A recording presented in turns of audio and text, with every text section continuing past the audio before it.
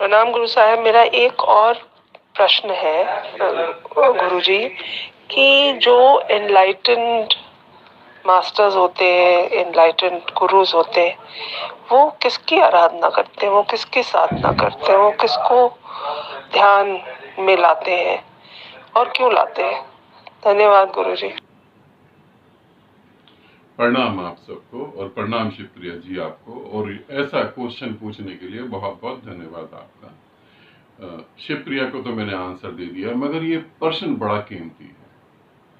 हम सभी के मन में ये उठता है कि इनलाइटेड बुद्धत्व को जो प्राप्त हो जाते हैं, जिनको बोध हो जाता है, जो मुक्त हो जाते हैं, वो किसका ध्यान करते हैं,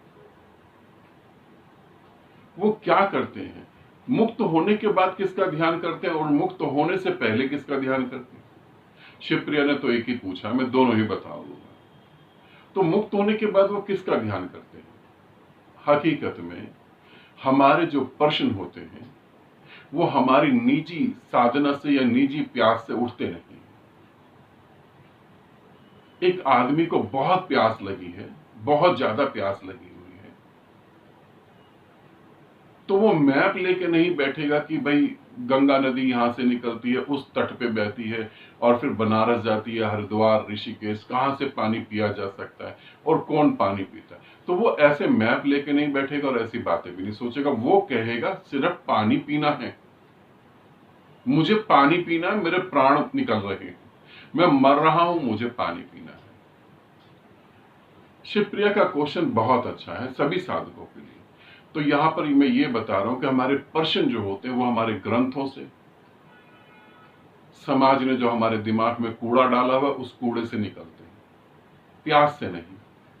अब हमें दिखाया ऐसा गया है, हमें समझाया ऐसा गया है कि भगवान शिव जो है वो राम का ध्यान कर रहे हैं और राम जो है भगवान शिव का ध्यान कर रहे हैं।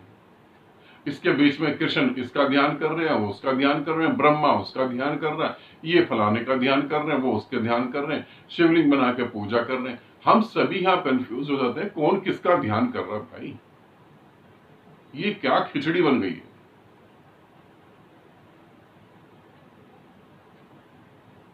नारायण जो है वो कृष्ण भी है, नारायण जो है वो राम भी है, नारायण जो है वो शिव भी है, सभी कुछ नारायण है। हमें ऐसे ही समझाया जाता है, तो उसी समझ के कारण हमारे भीतर प्रश्न होता है कि जो गुरु हो गया वो किसका ध्यान करता है, गुरु किसको पूजता है। तो मैं तुम्हें बताऊं, गुरु किसी को भी नहीं पूजता है। गुरु का अर्थ है जो अब शून्य हो गया है, जो है ही नहीं, वो पूजेगा किसको? पूजने के लिए भी दो जनों का होना जरूरी है। जैसे एक गुरु अपने शिष्य को, जैसे मैं तुमको समझा रहा हूं, तो तुम्हारा भी होना जरूरी है, मेरा भी होना जरूरी है, तभी तो हम समझा पाएंगे। यहां पर जितने भी ग्रंथों का निर्माण हुआ है उसमें दो का होना जरूरी है। अगर दुर्योधन नहीं होता तो कृष्ण गीता बोल देते। किसको बोलते गीता, क्या बताते अर्जुन को?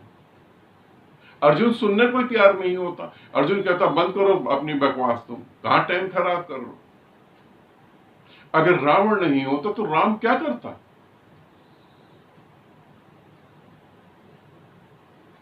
अगर दुनिया प्रेम के खिलाफ होती ना होती, दुनिया प्रेम के खिलाफ ना होती, दुनिया ग्रंथों को लेकर ना बैठी होती, तो जीसस के लिए बाइबल कहां से लिखी जाती? जितनी भी चीजें हैं वो दो की वजह से होती। तो गुरु किसको पूजता है? गुरु होता ही नहीं। गुरु परम शून्य है, गुरु परम ज्ञान है। अब परम ज्ञान का मतलब ना समझ लेना कि बहुत सारे विचार या बहुत सारी विधियां। गुरु सभी मान्यताओं से परे है। उसकी अपनी कोई मान्यता ही नहीं, जो है ही नहीं वो किसी को क्यों पूजे? फिर इनलाइटेड होने से पहले, मोक्ष मिलने से पहले वो किसको पूजता था? ये बात जबरदस्त है। मुक्ति घटित नहीं हुई फिर किसको पूजता था? फिर इनलाइटेड व्यक्ति किसको पूजते थे जब तक वो इनलाइटेड नहीं हुए? तब वो उसी गुरु को पूजता नहीं था, ध्यान रखना, पूजता नहीं था, उसी गुरु की पांव की धूल को वो अपने सर पे लगाता था, जो गुरु पहुंच गया है। वो ग्रंथों को नहीं छानता था, ग्रंथों में नहीं ढूंढता था कुछ भी, उसको पता था ग्रंथों से प्यास बुझेगी नहीं। तुम्हारे पास पानी का फार्मूला लिखा हो, कैसे ऑक्सीजन पानी में कन्वर्ट होता है, क्या क्या होता है, H2 वगैरह, तुम्हारे पास वो लिखा हो तो तुम्हारी प्यास थोड़ी ना बुझेगी। जो साधक मेरे साथ बैठते हैं,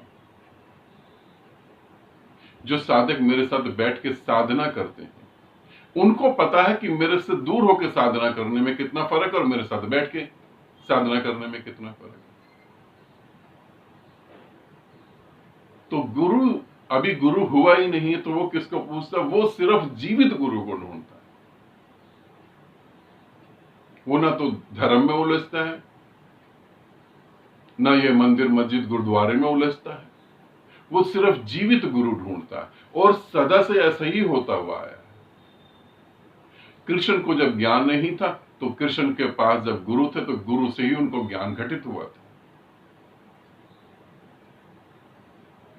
बुद्ध किसी मंदिर में पूजा करने नहीं गए, गुरु को ढूंढा था उन्होंने।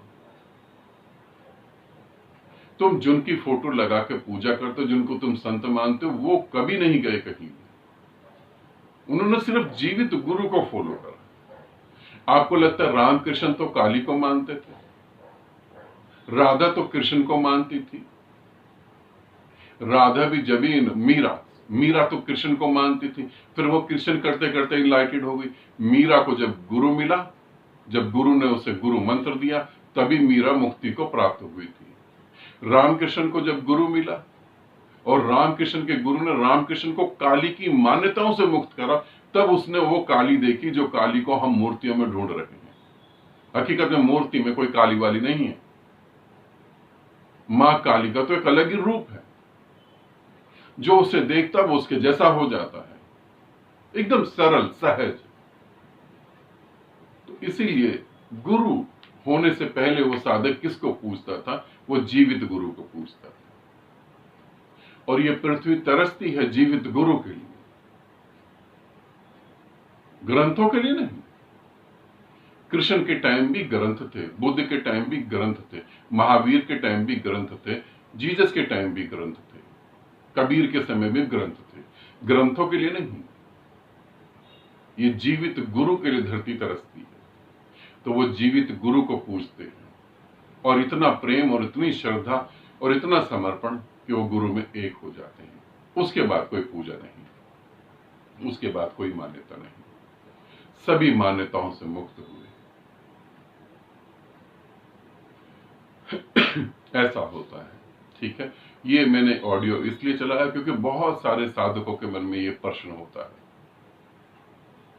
कि हमारा गुरु किसकी साधना करता है, हमारा गुरु किसकी पूजा करता है, हमारा गुरु किससे प्रेम करता है। गुरु तुमसे ही प्रेम करता है। आंख बंद करता तो भीतर निराकार को देखता, आंख खोलता तो तुम में निराकार को देखता है, स्वयं तुम में वो अपने आप को देख रहा होता है, ठीक है। आनंदित रहे, सदा खुश रहें। बहुत बहुत प्रेम आप सभी को।